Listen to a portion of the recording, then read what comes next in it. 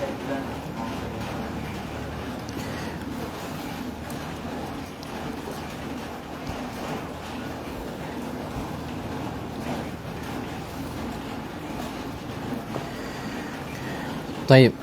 bismillahirrahmanirrahim. Assalamualaikum warahmatullahi wabarakatuh. Alhamdulillah wassalatu wassalamu ala Rasulillah wa ala alihi wa sahabatihi wa man tabi'ahum bi ihsanin ila yaumil qiyamah. Amma ba'd. Allahumma 'allimna ma yanfa'una wanfa'na bima 'allamtana wa zidna ilman ya rabbal alamin. Teman-teman sekalian yang dimuliakan oleh Allah Subhanahu wa taala, mas-mas sekalian, bapak-bapak sekalian yang saya hormati dan saya muliakan. Puji syukur pada Allah di kesempatan petang hari ini, di malam hari ini Allah memberikan izin kepada kita semua, berikan kesempatan untuk bisa bertemu lagi, bisa berjumpa pada kajian di setiap malam Jumat, Kamis malam di kampus jalanan, yang mana kegiatan ini sebelumnya terjeda dengan adanya bulan Ramadan. Sementara di bulan Ramadan kemarin kita liburkan dan alhamdulillah sekarang baru ada kesempatan untuk melanjutkan pembahasan lagi. Dan teman-teman sekalian yang dimuliakan oleh Allah Subhanahu wa taala, karena suasananya masih bulan Syawal, masih di bulan Syawal, maka tidak lupa saya pribadi mengucapkan taqabbalallahu minna wa minkum shalihal a'mal. Semoga Allah menerima amal soleh yang dikerjakan oleh panjenengan semua, teman-teman semua, amal soleh yang telah dikerjakan di bulan Ramadan, sholat, puasa, zakat, baca Qur'annya, tilawahnya, qiyamul lailnya, semoga diterima oleh Allah dan menjadi pemberat timbangan amal kebaikan panjenengan sekalian. Nah, pada kesempatan kali ini tidak usah berpanjang lebar, kita akan lanjutkan pembacaan kitab Syarah Al-Urjuzah Al-Mi'iyah, penjelasan bait atau syair terkait sirah nabawiyah, kisah hidup Nabi Muhammad SAW. Dalam syair namanya Al-Urjuzah Al-Mi'iyah yang berjumlah 100 bait yang ditulis oleh Ibnu Abil Is Al-Hanafi rahimahullah dan akan dijelaskan oleh Profesor Dr. Walid bin Idris Al-Manisi hafizallahu taala. Di pertemuan terakhir teman-teman sekalian, kita sampai di bait nomor 60, bait ke-60, yang di bait 60 tersebut menceritakan tentang perang Uhud atau Ghazwatu Uhudin yang terjadi di tahun ketiga Hijriah.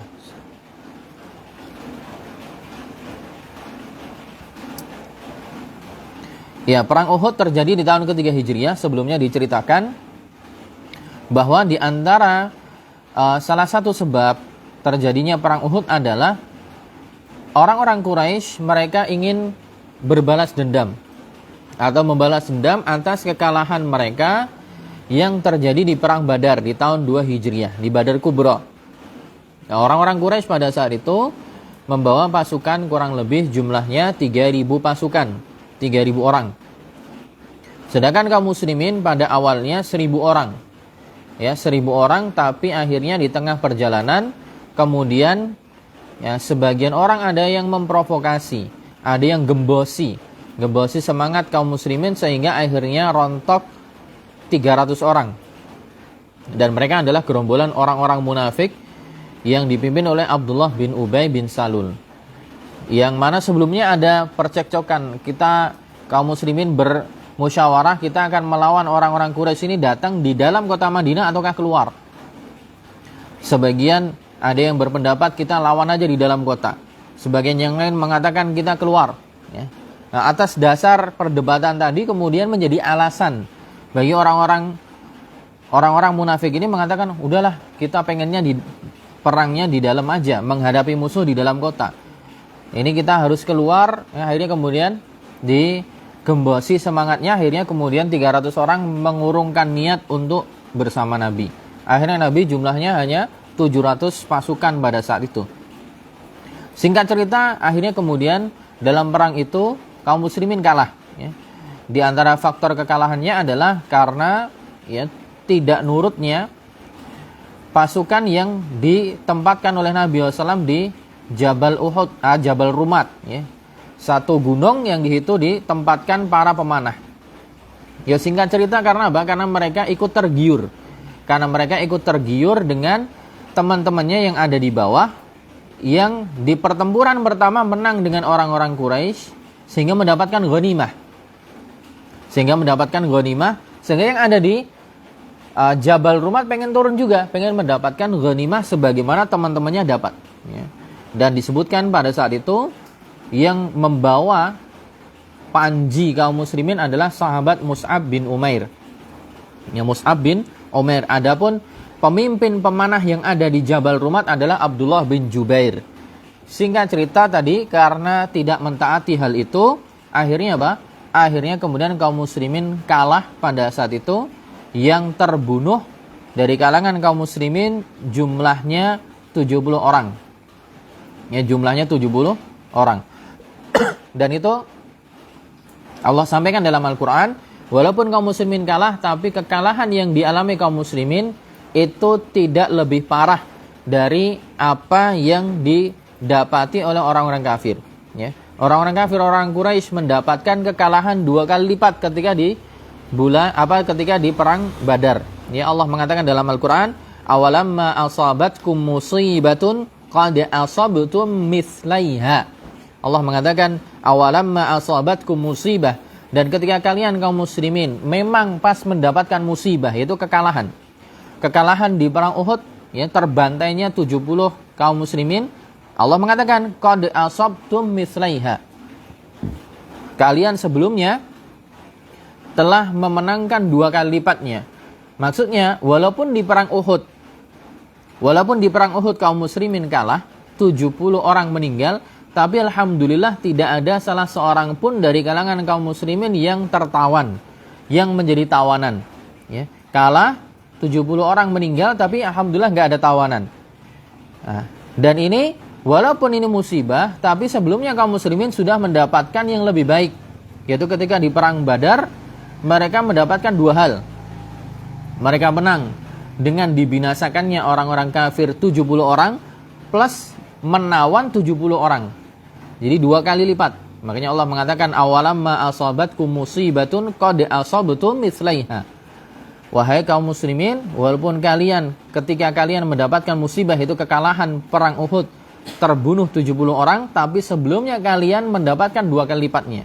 Yaitu kalian juga bisa membinasakan mereka 70 orang plus menawan 70 orang lainnya. Jadi walaupun dalam perang Uhud kalah, tapi ya kerugian yang mereka dapat tidak lebih besar daripada kerugian orang-orang Quraisy ketika di perang Badar.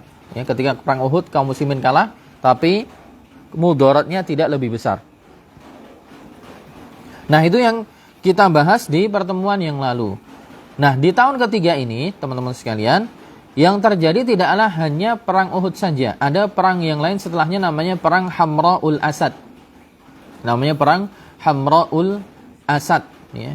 Hamra'ul Asad. Disebutkan di sini, ay min maghazin Nabi ghazwatu Hamra'il Asad. Di antara perang yang dilakukan oleh Nabi SAW adalah perang Hamra'ul Asad. Dan ini terjadi sehari setelahnya. Rampung perang Uhud, setelahnya kemudian terjadi perang ini. Wa kanat fil yaumit tali li ghazwati Uhud. Itu terjadi di hari setelahnya, setelah perang Uhud selesai. Ya. Dan hari Uhud pada saat itu adalah terjadi di hari Ahad. Yaumul Ahad as-sadis asyar min Syawal. Perang Uhud itu terjadi di hari Ahad, ya, hari Minggu, di tanggal 16 bulan Syawal tahun ketiga Hijriah. Nah, perang Hamra'ul Asad ini terjadi di hari setelahnya.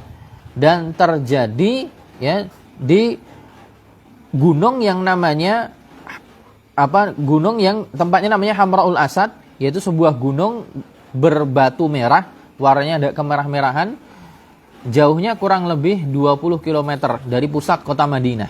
Dari pusat kota Madinah, cuma di sini tidak disebutkan ke arah sebelah mana, ya. Di sini penulis hanya menyebutkan kurang lebih sekitar 20 km dari pusat kota Madinah di sebuah gunung namanya Hamra'ul Asad, sebuah gunung yang berbatu merah. Ya. Nah, di situ terjadi. Dan sebabnya apa, teman-teman sekalian? Sebab terjadinya peperangan ini adalah wasala ilal muslimin anna Abu Sufyan raja'a marratan ukhra lil qital ba'da man tahat ma'rakatu Uhud wa yuridu muhajamatal Madinah. Jadi sebabnya karena dikatakan Abu Sufyan itu belum puas, ya. Abu Sufyan pemimpinnya orang-orang Quraisy waktu itu dikatakan dia belum puas. Belum puas menang di perang Uhud. Jadi ketika dia sudah beranjak pergi, dia ingin pulang lagi untuk menghadapi kaum muslimin. Ya. Maka Nabi SAW ketika mendengar kabar itu, Nabi menanggapinya ingin menghadapi mereka. Walaupun dari sisi kuantitas, kaum muslimin jumlahnya lebih sedikit. Wa ma'ahu kullu man qatala fi Uhudin minal muslimin ma'adal ladina istushhidu. Jadi bersama Nabi SAW seluruh sahabat yang di perang Uhud ikut perang. Jadi seluruh sahabat yang ikut di perang Uhud, mereka jugalah yang keluar untuk melayani orang-orang Quraisy di tempat tadi, gunung yang namanya Hamra'ul Asad. Ya, kecuali orang-orang yang sudah meninggal, berarti 700 orang kurangi 70. Ya, jumlah mereka kaum muslimin pada saat itu ya sekitar 630-an. Kharaju ma'an Nabi, mereka keluar bersama Nabi SAW dan sampailah di tempat tadi, gunung yang namanya Hamra'ul Asad. Dan pasukan orang-orang musyrik, Quraisy dan bala tentaranya, pada saat itu jumlahnya 3.000 orang, ya, 3.000 orang, tapi terbunuh dari mereka Itsnaini wa Ishrin, 22 orang. Jadi 3.000 dikurangi 22. Masih 2.000, ya. 2978 orang. Jadi dari sisi kuantitas kalah jumlah kaum muslimin, tapi walau demikian Nabi tetap berangkat. Walamma arada muhajamatal muslimin marrah ukhra khadzalahu Ma'bad ibn Abi Ma'bad al-Khuzai wa qala inna an-nabiyya sallallahu alaihi wasallam a'adda uddatan likitalik fataraja'a Abu Sufyan wa raja'a ila Makkah. Tapi ketika Abu Sufyan juga akan bertemu dengan Nabi SAW, ada seseorang namanya Ma'bad bin Abi Ma'bad al-Khuzai yang mengabarkan bahwa ya seakan-akan Nabi Muhammad SAW itu mempunyai persiapan yang lebih matang. A'adda uddatan likitali, kata dia. Muhammad SAW dan juga sahabatnya ini yang di kedua kalinya ini mau mempersiapkan senjata yang lebih lengkap. Senjata yang lebih lengkap dari perang Uhud kemarin. Ya. Nah, dengan kabar itu akhirnya apa? Akhirnya kemudian Abu Sufyan mengurungkan niat untuk menghadapi. Ya. Walaupun mereka sudah menang jumlah secara kuantitas, tapi ternyata mentalnya tidak berani. Akhirnya kemudian mengurungkan niat dan akhirnya kemudian pulang ke Mekah, tidak melanjutkan pertempuran. Akhirnya mereka tidak bertemu. Ya. Dan ketika Nabi SAW sudah sampai di tempat tersebut, lam yalqa kaidan, ya tidak jadi bertemu, tidak terjadi pertempuran yang kedua karena musuhnya lebih memilih untuk pulang, ya lebih memilih untuk pulang, tidak melayani lagi. Wa raja'a saliman ghaniman, dan Nabi SAW akhirnya ya udah ikut pulang juga dalam kondisi selamat dan membawa banyak keuntungan. Keuntungan dalam isi apa? Di sini akan dijelaskan. Ini yang kemudian abadikan oleh Allah SWT dalam surat Ali Imran ayat 172 sampai 174. Allah berfirman, "Alladzina istajabu lillahi war rasul min ba'di ma asabahumul qarh lilladzina ahsanu minhum wattaqau ajrun 'azim." Allah mensifati, memuji orang-orang ini, para sahabat yang ikut perang bersama Nabi di perang Hamra'ul Asad setelah sebelumnya mereka kalah di perang Uhud. Ya, ada yang masih terluka, ada yang masih mungkin sebagian anggota tubuhnya juga terluka, berdarah, bahkan mungkin ada yang lebih dari itu atau lebih parah dari itu, tapi mereka tetap ridha dan nurut dengan apa yang diperintahkan oleh Allah dan Rasulnya. Maka dengan hal itu dipuji oleh Allah dalam Al-Quran di surah Ali Imran. Allah mengatakan tadi, alladzina istajabu lillahi war rasul.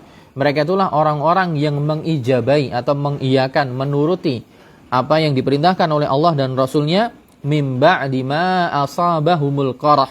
Padahal sebelumnya mereka telah tertimpa sakit, ya. Kena banyak luka dari perang Uhud sebelumnya. Tapi hal tersebut tidak kemudian mengurungkan niat mereka dan menggembosi semangat mereka. Lilladzina ahsanu minhum wattaqau ajrun 'azim. Kata Allah, bagi orang-orang yang berbuat baik, ya, bagi mereka mendapatkan ganjaran yang begitu besar. Berbuat baik dan bertakwa, bagi mereka mendapatkan ganjaran yang besar. Siapa mereka? Alladzina qala lahumun nasu innan nasa qad jama'u lakum fakhshawhum fazadahum imana. Yaitu mereka yang dapatkan ganjaran besar ini adalah para sahabat alladzina qala lahumun nas, para sahabat yang digembosi, ya, oleh orang-orang munafik, innan nasa qad jama'u lakum. Itu musuh sudah berkumpul akan melawan kalian, punya kuantitas yang banyak, punya persenjataan yang lengkap. Fakhshawhum, takutlah kalian kepada mereka. Ini orang-orang munafik ini gembosi kaum muslimin. Tuh loh, musuhnya lebih canggih, musuhnya lebih banyak. Fakhshawhum, takut aja kepada mereka, nggak usah maju, nggak usah keluar, nggak usah melayani mereka. Tapi sebaliknya, ya, tujuan dari orang-orang munafik gembosin mereka, kaum muslimin ini, para sahabat, justru malah sebaliknya. Fazadahum imana, justru malah semakin menjadikan mereka lebih yakin keimanannya. Wa qalu hasbunallahu wa ni'mal wakil. Dan justru mereka membalas statement dari orang-orang munafik ini. Mereka mengatakan, Allah lah yang akan menjadi penolong dan pelindung kami.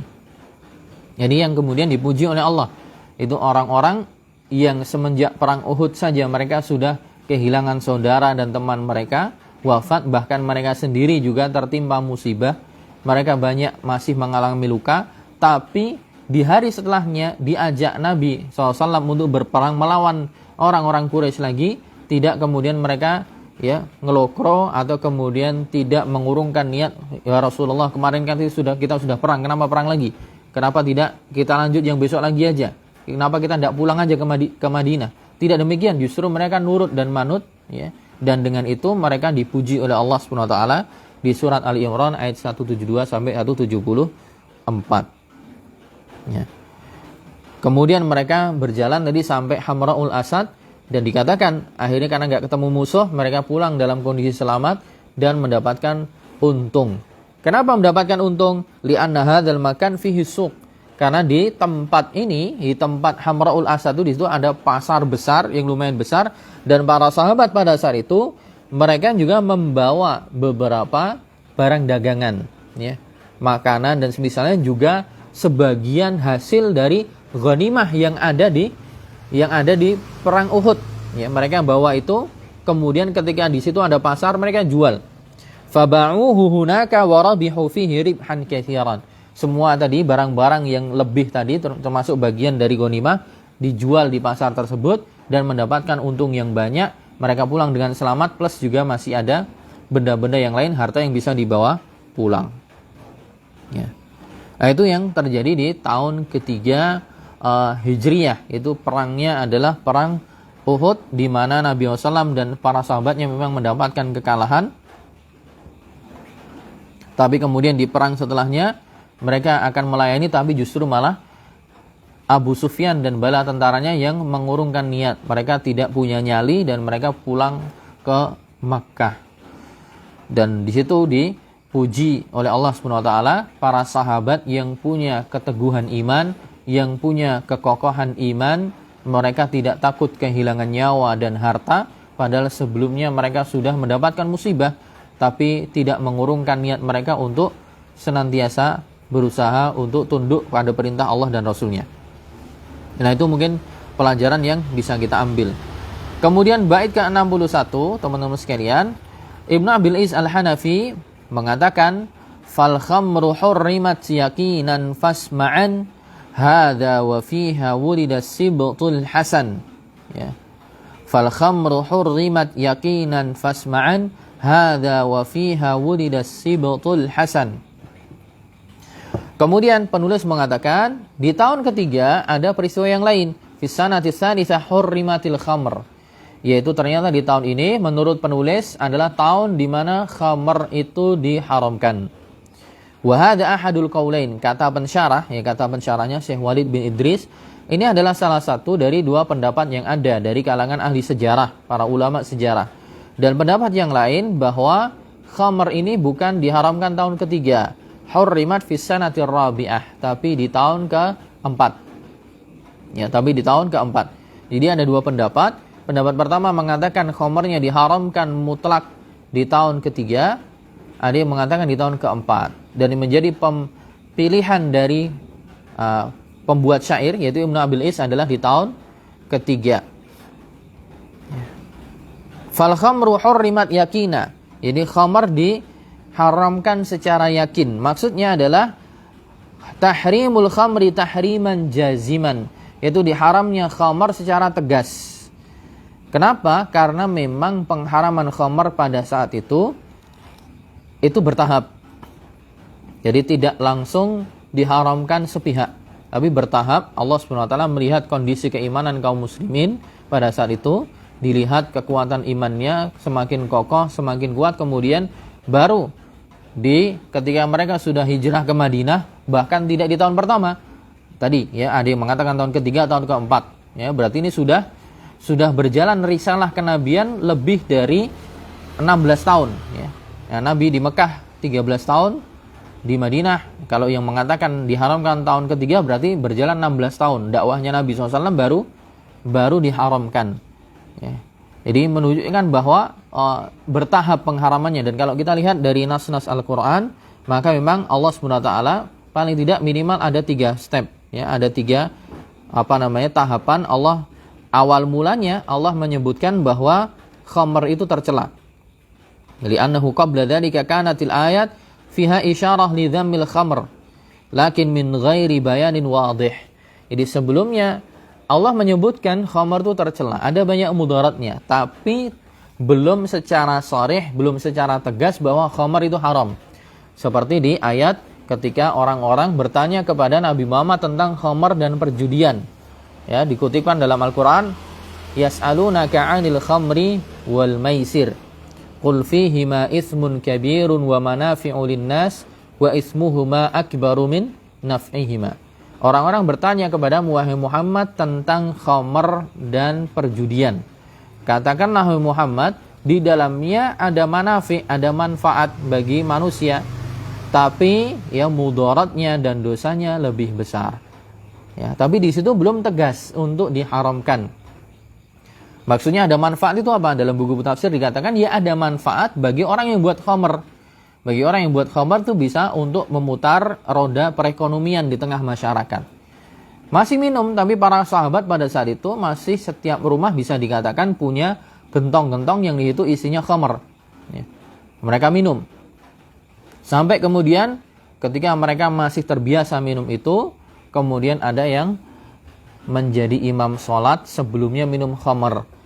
Dan dia mabuk ketika menjadi imam. Sehingga ketika dia membaca surat Al-Kafirun, harusnya membaca La a'budu ma ta'budun. Harusnya membaca La a'budu ma ta'budun. Saya tidak menyembah apa yang kalian sembah, wahai orang-orang kafir. Imamnya justru membaca A'budu ma ta'budun. Saya menyembah apa yang kalian sembah. Huruf nafinya dihilangkan. Harusnya la a'budu. Saya tidak menyembah. Tapi dia bacanya a'budu. Tanpa penafian. Nah tentunya ini merubah makna. Berbahaya. Menjadi saya menyembah apa yang kalian sembah. Nah ketika terjadi permasalahan itu, maka Umar bin Khattab pun dia berdoa. Allahumma bayyin lana fil khamri bayanan syafi'a. Ya Allah ya Rabbi, berikan kejelasan kepada kami, kejelasan yang cukup tentang khamr itu seperti apa. Dia senantiasa berdoa agar Allah menurunkan ayat yang kemudian nanti endingnya menjelaskan status khamr itu sebenarnya seperti apa. Jadi para sahabat itu sudah sebenarnya punya feeling ini khamr ini membawa mudarat gitu. Cuman memang karena Allah tidak langsung mengharamkan, bertahap. Yang pertama dijelaskan tadi orang bertanya tentang khamr dan maisir, ada mudaratnya tapi juga masih ada manfaatnya. Sampai terjadi kasus ini. Dan Umar senantiasa berdoa, akhirnya turun ayat. La taqrabus salata wa antum sukara. janganlah kalian mendekati sholat, maksudnya melakukan sholat dalam kondisi sukara, yaitu dalam kondisi mendem atau dalam kondisi mabuk. Kemudian khamar menjadi haram ini, tapi haram hanya di waktu-waktu tertentu, yaitu waktu-waktu mendekati sholat. Waktu-waktu seorang akan sholat diharamkan. Berarti masih ada kondisi waktu-waktu lain dia boleh gitu, untuk minum khamar. Sampai kemudian akhirnya Allah turunkan ayat terakhir yang menjelaskan keharaman khamar, bahwa dia harus ditinggalkan, tidak ada maslahat atau tidak ada manfaat sedikit pun. Allah mengatakan, innamal khamru wal maisiru wal ansabu wal azlamu rijsun min amali syaitan fajtanibu. Sungguhnya khamar, ya, perjudian, patung-patung, dan juga mengundi nasib dengan anak panah, itu semua rijis, statusnya najis. Najis bukan najis hissi, ya, bukan najis nyata, tapi najis maknawi, maknanya sesuatu yang buruk gitu. Fajtanibu, maka tinggalkanlah, jauhilah, kata Allah Subhanahu wa taala. Nah, ini kemudian ayat ini menjadi ending haramnya khamar sehingga tidak boleh dikonsumsi, ya, tentunya kecuali dalam kondisi darurat, ya. Kecuali dalam kondisi darurat, misalnya orang tidak ada minuman apapun kecuali khamar, boleh minum tapi sebatas kebutuhan. Ini tentunya status yang berbeda, kondisi darurat. Nah, itu ya teman-teman sekalian. Nah, di tahun ketiga inilah menurut Ibnu Abil Is, ayat itu turun mengharamkan khamar. Maka setelah itu kemudian disebutkan dalam hadis, penduduk Madinah kemudian menumpahkan seluruh kendi-kendi khamar mereka. Ada yang ditumpahkan, ada yang dihancurkan, bahkan sampai dikatakan kota Madinah pada saat itu, ya, becek, ya, banyak menggenang air. Airnya bukan air biasa tapi air khamar, karena banyaknya khamar yang dibuang pada saat itu, ya. Kemudian di saat itu juga setelah pengharaman khamar dikatakan wa fiha wulidas sibtu. Di tahun itu juga dilahirkan cucunya Nabi SAW dari Fatimah, cucu dari jalur Fatimah, yaitu istrinya Ali bin Abi Thalib. Yaitu siapa? Al-Hasan bin Ali. Hasan, ya. Hasan bin Ali radhiyallahu taala anhu, putra dari Fatimah, putrinya Nabi SAW yang menikah dengan Ali radhiyallahu taala anhu. Wulida fi muntasafi syahri Ramadan. Jadi dilahirkan di sini dikatakan di pertengahan bulan Ramadan di tahun ketiga Hijriyah. Di tahun ketiga Hijriyah. Taib. Kemudian kita berpindah ke satu bait lagi, bait ke-62, ya, bait ke-62. Ibnu Abil Is mengatakan wa kana fi rabi'atil ghazwu ila Bani Nadhir fi Rabi'il awwala. Wa kana fi rabi'atil ghazwu ila Bani Nadhir fi Rabi'il awwala.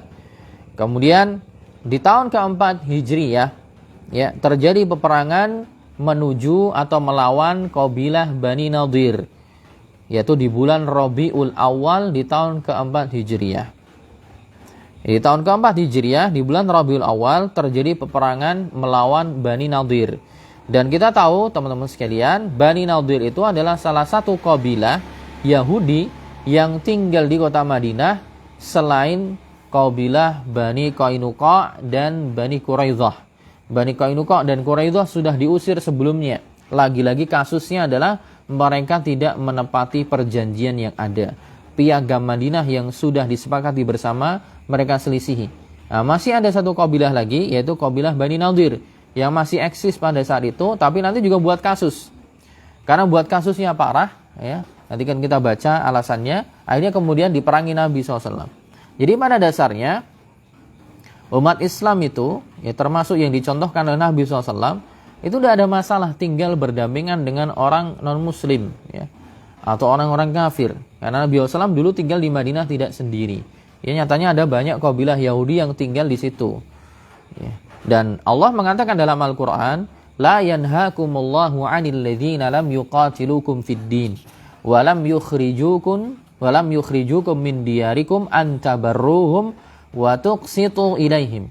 Allah mengatakan, Allah tidak melarang kalian untuk berbuat baik dan juga berbuat adil kepada orang-orang non-muslim yang apa? Lam yuqatilukum wa lam yukhrijukum wa lam yuqatilukum.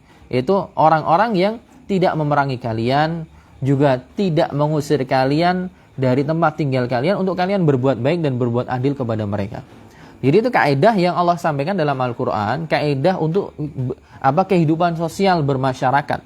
Dan Nabi melakukan itu, bahkan ada yang namanya Piagam Madinah. Ya, kesepakatan damai, tinggal di Madinah, kerjasama ekonomi, kerjasama secara pertahanan. Yang mana dulu sudah disepakati bahwa kalau ada orang yang menyerang Madinah, maka yang diserang siapa saja, entah Yahudi atau orang Muslim, mereka bekerja sama untuk menghalau musuh. Tapi sebaliknya, yang terjadi realitanya tidak demikian. Ya memang kenapa? Karena Allah memang sudah mengecap mereka. Orang-orang yang tidak beriman ini akan senantiasa hasad dengan orang-orang Muslim. Ya, itu akan terjadi sepanjang masa dan selama-lamanya. Jadi terkadang wajah manis di depan secara zahir, orang-orang ya memasang wajah yang manis, memasang senyum yang lebar, itu hanya secara penampakan saja. Tentunya di dalam ideologi mereka pasti tidak suka. Ya. Allah sudah menyampaikan walan tarda ankal yahud walan nasara hatta tattabi'a millatahum. Tidak akan pernah ridha orang Yahudi dan Nasara sampai kalian mengikuti ya ajaran mereka. Ini sudah menjadi kaidah yang sudah Allah sampaikan.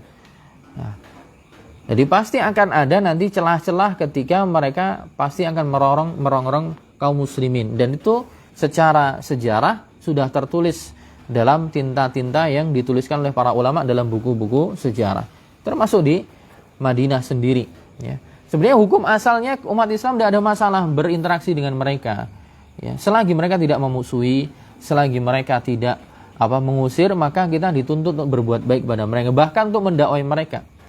Bahkan kalau kita dalam hak-hak pembahasan tentang hak tetangga itu kan ada, ya hak-hak tentang berkaitan dengan hak bertetangga, tidak boleh mengganggu. Ya bahkan kalau kita punya makanan lebih, kita dianjurkan untuk membagi makanan kita dengan mereka. Ya, selagi mereka tidak memusuhi. Tapi ya tadi, karena memang apa yang tertanam dalam hati mereka sudah kebencian, ya maka ketika ada kesempatan-kesempatan tertentu mereka ingin mencelakai Nabi SAW dan kaum muslimin.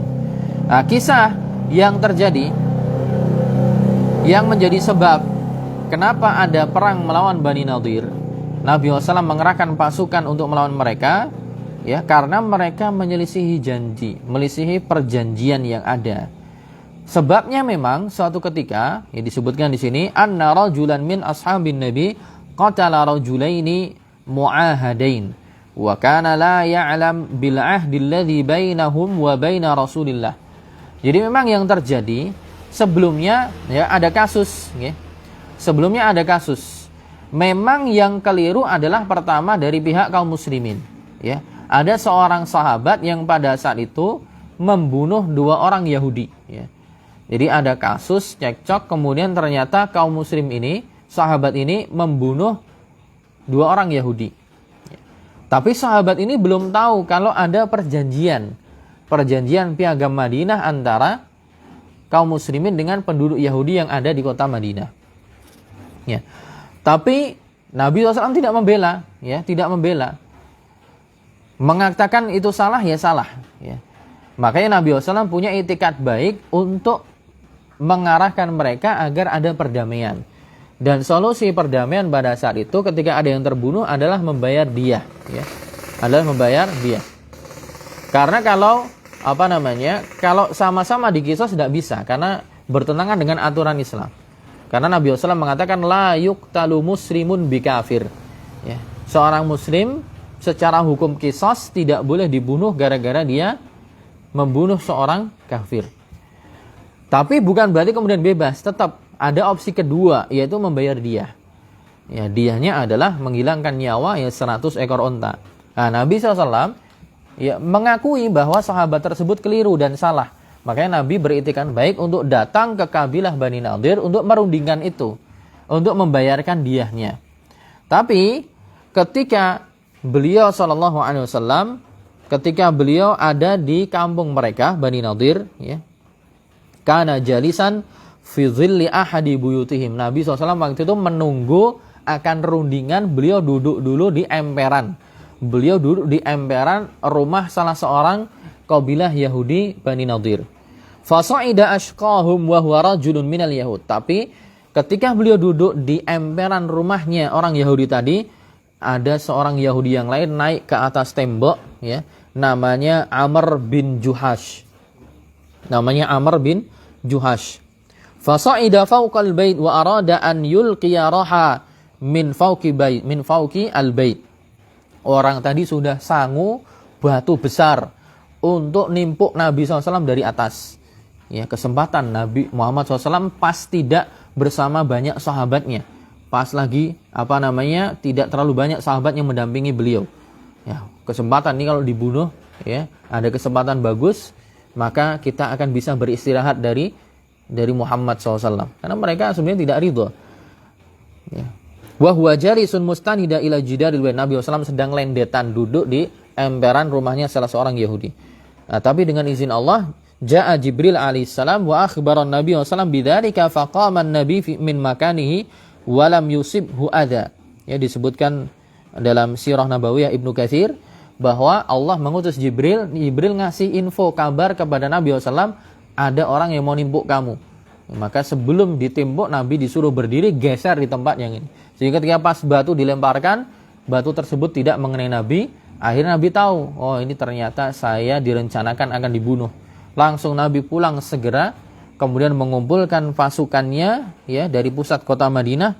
Beliau kemudian menuju kampungnya Yahudi Bani Nadir tersebut, ya, dari kalangan Muhajirin dan Ansor berkumpul semua, kemudian dikepung, ya, dikepung selama 6 hari 6 malam.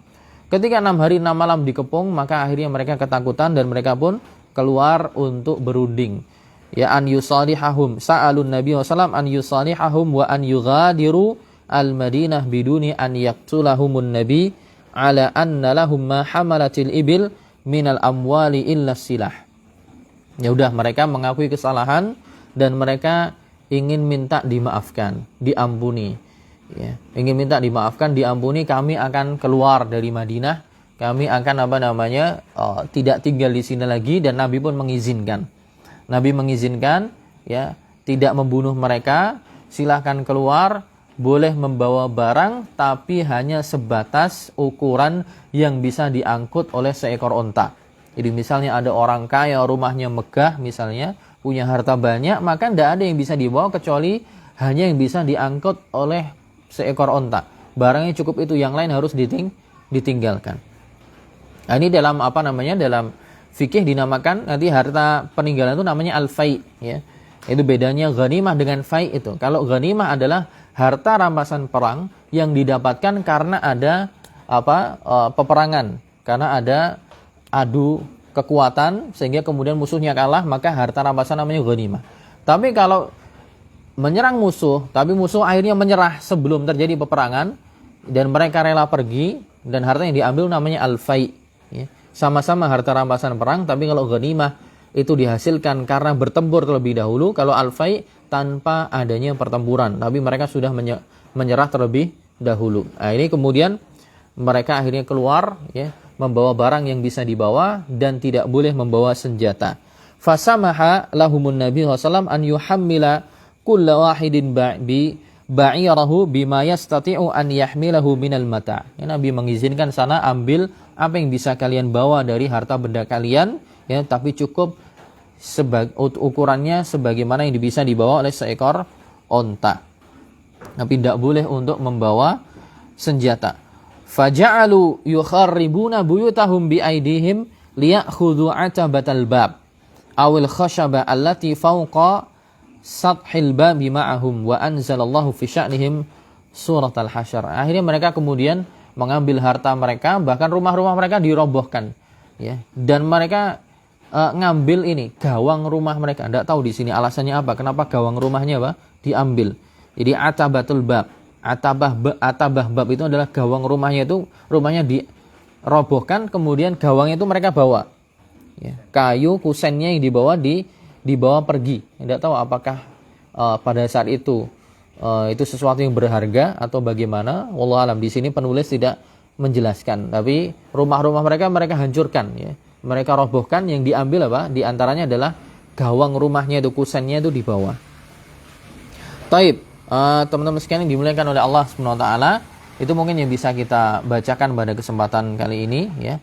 Yaitu kejadian di tahun ketiga tadi terjadi perang Uhud, kaum muslimin kalah pada saat itu, 700 orang yang meninggal 70 orang ya. Orang-orang musyrik Quraisy 3.000 orang yang meninggal 22 orang. Setelahnya kemudian Nabi SAW ya, sehari setelahnya ingin melawan mereka lagi di perang Hamra'ul Asad, tapi akhirnya tidak terjadi pertempuran. Kemudian di tahun yang sama, di tahun ketiga, adapun fenomena atau peristiwa terkait dengan masalah fikih dan kejadian yang lain. Yang masalah fikih adalah di tahun ketiga menurut penulis terjadi apa? Pengharaman khamar, yang mana khamar diharamkan secara bertahap, tidak langsung. Sebelumnya Allah menjelaskan keburukan khamar ya. Setelahnya kemudian diharamkan khamar tapi hanya pas sholat saja. Kemudian akhirnya diharamkan secara mutlak, tidak terikat dengan waktu. Kemudian di tahun ketiga juga dilahirkan cucunya Nabi SAW, Al-Hasan bin Ali, ya, anaknya Fatimah dengan Ali bin Abi Thalib. Kemudian di tahun keempat terjadi perang melawan Bani Nadir, yaitu kabilah Yahudi terakhir yang tinggal di Madinah yang akhirnya diusir. Yang sebelumnya Bani Qainuqa dan juga Bani Quraidah sudah diusir sebelumnya, ya, setelah perang Badar juga setelah perang Uhud, mereka diusir terlebih dahulu, dan ini kabilah yang lain menyusul, yaitu kabilah Bani Nadir. Lagi-lagi yang salah bukan kaum muslimin. Mereka sendiri yang memang punya kebiasaan untuk menyelisihi janji, untuk mengingkari amanah ya. Sebagaimana Allah sebutkan, memang Nabi SAW sebutkan ciri-ciri orang munafik itu idza haddasa kadzaba. Kalau dia berbincang maka dia berdusta. Wa idza wa'ada akhlafa. Kalau dia berjanji dia mengingkari. Wa idza tumina khana. Kalau diberikan amanah maka dia berkhianat. Ini pun juga berlaku bagi mereka. Jadi kita lihat dari catatan sejarah, memang mereka suka untuk menyelisihi janji, tidak memegang amanah dengan baik, dan juga tidak tepat dengan janji yang sudah mereka utarakan. Oke, mungkin itu saja. Insyaallah kita lanjutkan pada pertemuan yang akan datang sampai bait ke 63 insyaallah. Subhanakallahumma bihamdika asyhadu an la ilaha illa anta astaghfiruka wa atubu ilaik. Assalamualaikum warahmatullahi wabarakatuh.